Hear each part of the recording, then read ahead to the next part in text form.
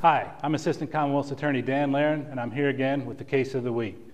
One thing I've learned in my almost 15 years as a prosecutor is that a very small percentage of criminals tend to commit most of our crimes here in Lexington. And this case is about one of those career criminals. On December the 20th of 2009, a pharmacy on New Circle Road was robbed by a suspect who came into the store at about 12:30 in the afternoon. He approached the pharmacist with a note that basically said, hand over money and prescription pills. The pharmacist did, and this suspect left the area. About a week later, on December the 28th, one of our banks here in Lexington, a bank that's located inside a grocery store, was robbed, once again by a suspect who came in, had been seen in the area, presented a note to the teller, took some money, went to the next teller with another note, and got out of the bank with about $5,000.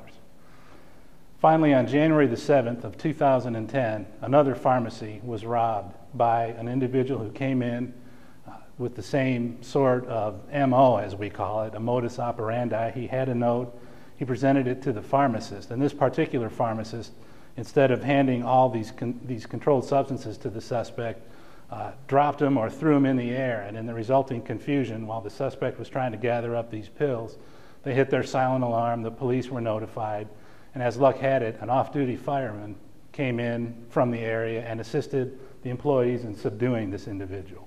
When the police arrived, they identified this man as James E. Collins, 45 years of age. He was arrested and charged with 3 counts of robbery.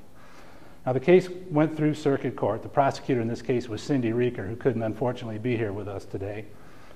And this individual was arraigned in April of 2010. He was also charged with persistent felony offender because corrections records tell us that he was paroled in May of 2009, which was less than 7 months prior to this first robbery. A review of his criminal record shows that he has 6 prior felonies. He has 2 robberies out of Jefferson County, and then 2 robberies, an escape, a forged instrument, and a theft charge, all out of Fayette County. Mr. Collins' case proceeded through the system. It was delayed somewhat because he was sent for mental evaluation, but in May of 2011, he entered a guilty plea to 3 counts of robbery and 1 count of persistent felony offender. And just last week, in August of 2011, he was sentenced to serve 15 years in the penitentiary. He was ordered to pay almost $6,000 in restitution for the property loss and damage in these 3 robberies. And ultimately, he will spend at least 10 years. It's what we call a flat sentence because of his prior criminal history. So he won't be out of prison for at least 10 years in addition to the backup time he owes on parole. All's well that ends well. One more career criminal off the streets of our city. I'm Assistant Commonwealth's Attorney Dan Laren, and this has been the Case of the Week.